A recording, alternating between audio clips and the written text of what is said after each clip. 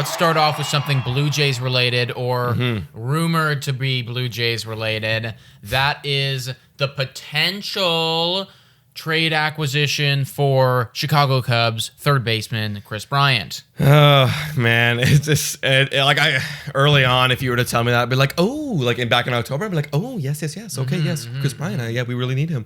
Now you got blue balls. Now I'm hurting. It's hurting. I'm like, just do it. I just wanna, ejaculate is the word I was going to right there. But yes, I understand what you're saying. And there has been a lot and not a lot of results. Yeah, and I understand, we have to be very smart with our money, and you can make an argument that the Blue Jays have been very, I guess, smart with their money right now. They're not going crazy. They haven't made any bad moves yet. No. They haven't. Yeah, that's true. We haven't made a good move, but we haven't made a bad move. We have made a bad move, so we're in the middle still. But what do you think about Kris Bryant even coming to Jays? What would that mean? I don't know. I was looking back at his past seasons. He had a great 2019, actually. I thought he actually would have fell off a bit, but, his slugging was like 533 or something. He was an all-star. He had over 100 runs, so he was nice.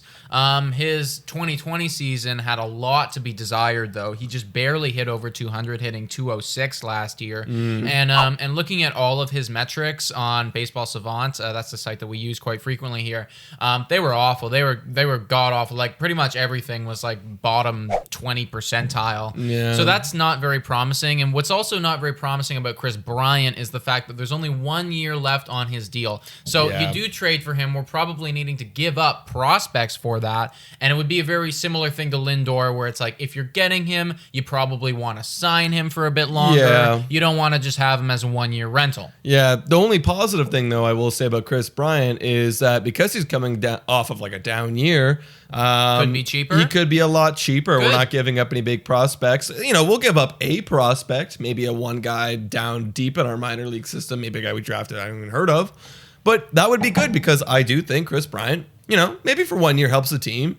I don't really see him signing back like I see with many other people. If you're going to trade for anyone, if the Blue Jays are going to acquire any good players, you got to trade for them, as we've seen in the past few years. So, a trade for Kris Bryant for 1 year, maybe I'll flirt with the idea if we only give up one prospect. Yeah, all depends on what we need to give up for that.